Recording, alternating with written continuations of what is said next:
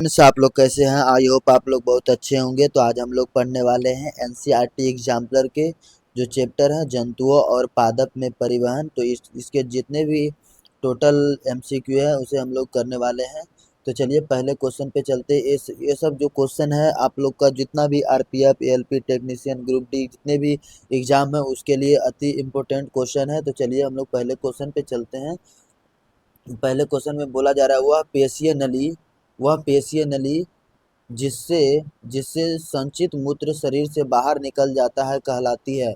वह पेशीय नली जिससे मूत्र शरीर से बाहर निकल जाता है कहलाती है। Option A kidney, option B मूत्रवाहिनी, ऑप्शन सी में मूत्र मार्ग, ऑप्शन डी में मूत्राशय। तो क्या हो जाएगा? जिससे हम लोग का संचित मूत्र शरीर से बाहर निकलता है उसे क्या कहते हैं? मूत्र मार्ग कहते हैं, मूत्र मार्ग कहते हैं। ऑप्शन हम लोग का सी जो कि सही होगा। दूसरे नंबर क्वेश्चन पे, वे पाइप की तरह होते हैं जिसमें विशेष कोशिकाओं का एक समूह होता है।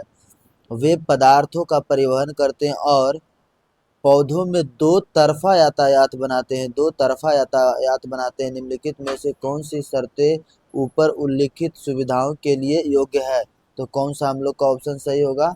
ऑप्शन ए में दिया गया है कि जाइलम उत्तक, ऑप्शन बी में संवहन उत्तक, ऑप्शन सी में जड़ बाल, ऑप्शन डी में फ्लोएम उत्तक। तो कौन सा हम लोग का ऑप्शन सही होगा? ऑप्शन डी फ्लोएम उत्तक जो कि एक सही है, क्योंकि दो तरफा बोल रहा है कि दोनों तरफ। तो फ्लोएम उत्तक जो है दोनों तरफ पोषक पदार्थों का परिवहन करता है, जितने भी खाद्य पदार्थ का बनता है वो उसका परिवहन करता है। तो दो का हम लोग का डी जो कि सही है।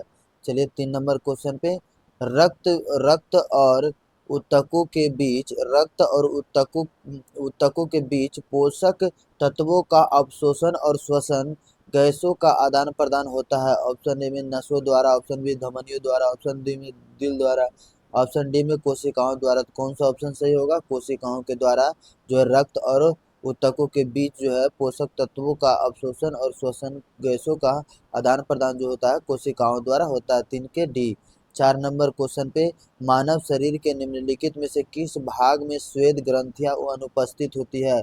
तो किस भाग में? ऑप्शन ए में खोपड़ी में दिया गया, ऑप्शन बी में आंख, ऑप्शन सी में होंठ, ऑप्शन डी में हथेलियां। तो कौन सा ऑप्शन सही है? होंठ में जो है श्वेत ग्रंथियां जो है अनुपस्थित होती है, यानी इस जगह से पसीना हम लोग का नहीं चलता है। तो चलिए 5वें नंबर क्वेश्चन पे, एक ऊंचे पेड़ में कौन सा बल मिट्टी से पानी और खनिजों को खींचने के लिए जिम्मेदार होता है? ऑप्शन ए गुरुत्वाकर्षण बल, ऑप्शन बी परिवहन बल, ऑप्शन सी सक्शन बल, ऑप्शन डी चालन बल।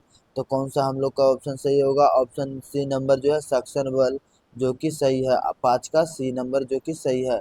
चलिए 6 नंबर क्वेश्चन पे चलते हैं। 6 नंबर क्वेश्चन में बोला जा रहा है कि मछली जैसे जलीय जंतु अपने अवशिष्टों को कौन गैसीय रूप में उत्सर्जित करती है?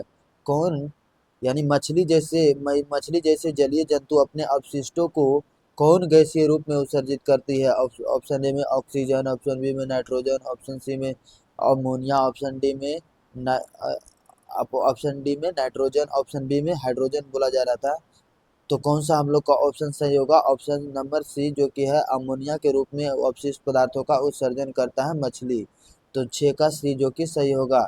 7 नंबर क्वेश्चन में, मानव रक्त में उपस्थित हीमोग्लोबिन के संदर्भ में निम्नलिखित कथनों पर विचार कीजिए। ऑप्शन ए में हीमोग्लोबिन ऑक्सीजन को अपने साथ संयुक्त करके शरीर के सभी अंगों तथा कोशिकाओं तक परिवहन करता है। ऑप्शन बी में हीमोग्लोबिन एक पीले रंग का वर्णक है जो ऑक्सीजन से संयुक्त होकर रक्त को लाल रंग प्रदान करता है। तो कौन सा है? पूछा जा रहा है कि उपरोक्त कथनों में से कौन से कथन सही है? तो ऑप्शन केवल ए सही है, ऑप्शन बी में केवल बी सही है, ऑप्शन सी में ऑप्शन सी में बोला जा रहा है कि केवल 1 और 2 सही है, ऑप्शन डी में ना तो 1 और ना ही 2 सही है। कौन सा हम लोग का सही है? केवल 1 नंबर सही है। इसमें हीमोग्लोबिन ऑक्सीजन को अपने साथ संयुक्त होकर शरीर के सभी अंगों और कोशिकाओं तक परिवहन करता है। 7 का 1 जो कि सही है। और 8 बी नंबर जो बोला जा रहा था हीमोग्लोबिन पीले रंग का, जो कि एक गलत है। तो ए नंबर हम लोग का सही है, केवल 1 सही है। तो हम लोग का कौन सा सही हो जाएगा? हम लोग का जो क्वेश्चन बोला जा रहा था कि यहाँ पे देख सकते हैं ऑप्शन ए में कि केवल 1 सही है, तो यही ठीक होगा। तो चलिए अगले क्वेश्चन नंबर 8 पे, कथन ए मूलों द्वारा मृदा से अवशोषित जल अभिकर्षित यानी खींचकर होकर तने और पत्तियों तक पहुंचाता है। यानी बोला जा रहा है कि मूलों द्वारा मृदा से अवशोषित जल अभिकर्षित होकर तने और पत्तियों तक पहुंचाया जाता है। ऑप्शन बी में ऑप्शन कारण कथन था, कथन एक और कारण आर पत्तियों से जल के बाष्पोत्सर्जन के कारण एक चूसक बल निर्मित होता है। तो कौन सा सही होगा? ए में बोला जा रहा है कि ए और आर दोनों सही है और आर ए की सही स्पष्टीकरण करता है। ऑप्शन बी में ए और आर दोनों सही है परंतु आर ए का सही स्पष्टीकरण नहीं करता है। ऑप्शन सी में ए सही है परंतु आर गलत है। ऑप्शन डी में बोला जा रहा है ए गलत है परंतु आर सही है। ए गलत है परंतु आर सही है, तो कौन सा हम लोग का ऑप्शन सही होगा? ऑप्शन नंबर ए में जो बोला जा रहा है ए और आर दोनों सही है और आर ए का सही स्पष्टीकरण करता है।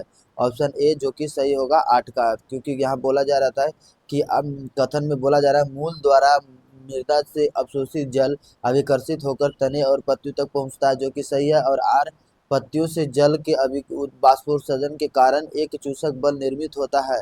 इसी के कारण जो है ये जो पत्तियों द्वारा है, इसी के कारण जो ऊपर जो बोला जा रहा है मूलों द्वारा मृदा से अवशोषित जल अभिकर्षित करता है। तो ए और आर दोनों सही है और आर ए का सही ए और ए आर का सही व्याख्या करता है। तो 8 का ए सही होगा। तो ठीक है दोस्तों, हम लोग टोटल जो कि क्वेश्चन थे हम लोग कंप्लीट कर चुके हैं, 8 क्वेश्चन थे। तो इसी तरह वीडियो में बने रहिएगा। अगर वीडियो अच्छा लगे तो लाइक शेयर और सब्सक्राइब कीजिएगा। मिलते हैं अगले नेक्स्ट चैप्टर में नेक्स्ट वीडियो के साथ। तब तक के लिए आप लोग को थैंक यू।